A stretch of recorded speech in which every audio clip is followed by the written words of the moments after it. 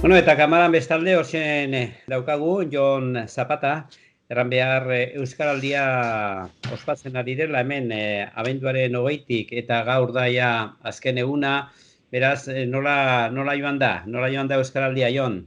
Kaixo, egunon, zer moduz. Euskaraldiaren balorazio orokorra oraindik, egin gabe daukagu, esan behar dago, bai ikusten dugu askotan gure inguruan gertatu direnak eta zifrak ere izan baditugu, zentzu horretan. Orduan, gure iritzi uste dugu oztopo guztien gainetik, esaten den moduan Euskaraldia oso ongi atera dela, egia esan, izen emate kopuru oso duin bat lortu dugu, nahiz eta ez iritsi duela 2 urteko zifretara, espero zen moduan ere ez, ikusita egoera.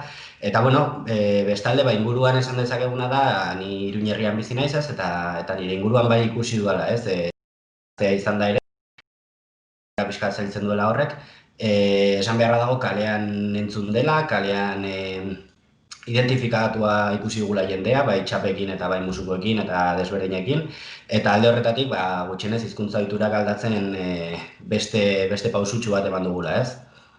Zein zen aurtengo erronka nagusia, batez ere jakinik, heldu ginela egoera oso berezi batetik eta oraindik ere horretan gaudela, zein zen erronka nagusia aurten Euskaraldian? Esan dezakegu, bi erronka nagusi, zeudela alde batetik, parte hartzea eta parte hartze hori ongi garatzea, gauzatzea, hau bizita belarri prerrolen inguruko azalpenako bematea eta jendeak hobeto ulertzea eta orduan praktikan jartzea benetan ariketa bera eta bestalde esan dezakegu arigunen kontua dela, ariguneak izan dira Euskaraz lasaiaritzeko gune desberdinak sortu direnak Euskaraldiko 15 egun horietarako, eta modu honetan parte hartze entitate desberdinek, mota desberdinetakoak, bai enpresak, bai gizarte mugimenduak, bai, zuen kasuan ere ez, ikusten ari dut arigunen logo atzean, entitate desberdinak parte hartzera deituak zeuden. Eta kasu horretan esan dezakegu, erronka ez zela xamurra ez, eta bai herri batzordeen bidez eta entitate desberdinen bidez, lortu dugula bi erronka horiek aurrera garatzea. Arnaz arigune horiek, erran daiteke, gerora begirare hortzen geldituko direla? Hori da, espero duguna ez, guk gutxienez aukera eman diegu 15 egun hauetan praktikan jartzeko, ikusteko ea zaila den, ea erraza den, ea gehiegi suposatzen dienez, eta gure konpromesua eta gure proposamena bai izango da. Aizue, 15 egun hauetan egin duzue, hemendik aurrera egiteko aukera izango duzue, venga, gutxienez animatzen zaituztegu horretara.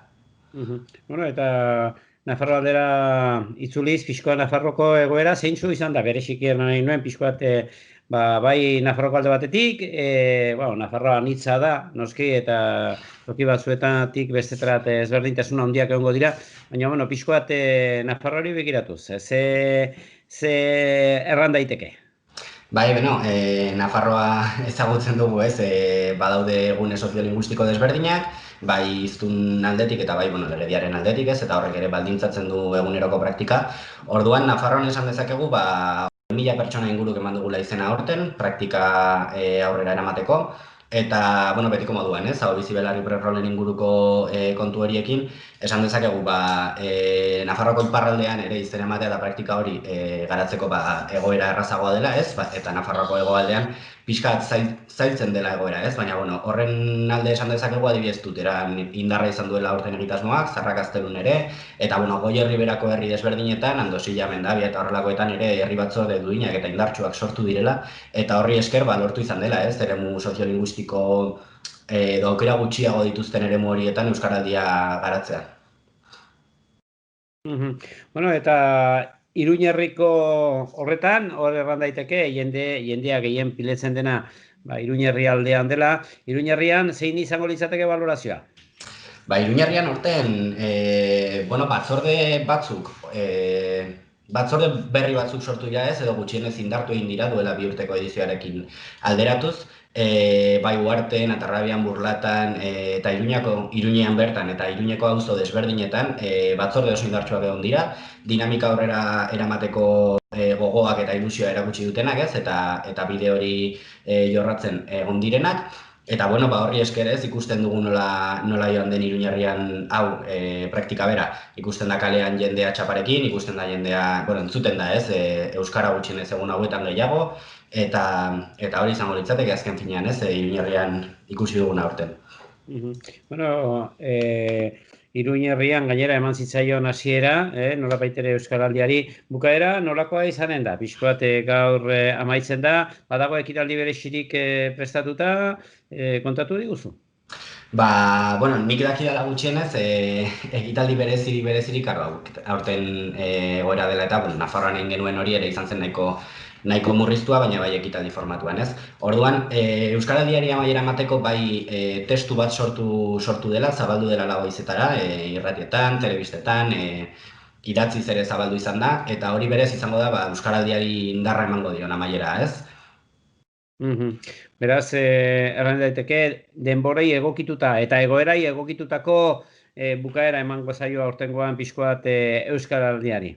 Hori da, azken finean, ba, bigarren Euskaraldi hau ez martxan jarri, bueno, buruan genuen garai horretan ez zegoen, ez, gaur egun daukagun egoera. Orduan, ba, gutxienez moldatzen ikasi dugu, egunerokotasunera eramaten, egunerokotasun honetara ez eramaten, eta, bueno, zentzu horretan balorazioa positiboa da. Azkenean, hizkuntza ohiturak aldatzea ez da bakarrik egoera normaletan egin beharreko zeozer, baizik eta egoera zailtsuagoetan ere eman behar den aldaketa bat da, eta gainera geroz eta gehiago, gainera koronavirusak eragindako kontuei behiratzen baldin badiogu, azkenean nabaritzen zen, ez? Euskarak bultzada hori behar zuela.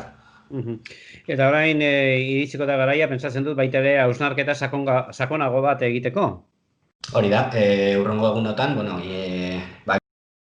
inkesta bidez jasotzen datu desberdinak geroan ikerketa sakon bat egiteko. Horrez gain gu elkartuko gara, Nafarroan mailan, Euskal Herri mailan eta koordinazio mai desberdinetan, eta bertan balorazio sakonagoa garatuko ditugu hurrengo egunotan bai. Errepetikatuko da Euskaraldia, ze epetan, oraindik ez dago ezer jakiterik edo erraterik? Hurrengo Euskaraldiari buruz diozu? Bai. Ba, nik esango dizut egingo dela, baina datak eta hori guztia oraindik ez dakizkigu, zuzenean ez dakizkigu. Beraz, dena den gorputz honakin gelditu, sensazio honakin, ez? Aurtengo Euskaraldiakin ere. Hori da, bai, sentsazio oso onak izan dira, Euskaraldian zehar jaso izan ditugu bai argazkiak, bai bideoak herri desberdinetan egiten ziren ekimenekin, ez?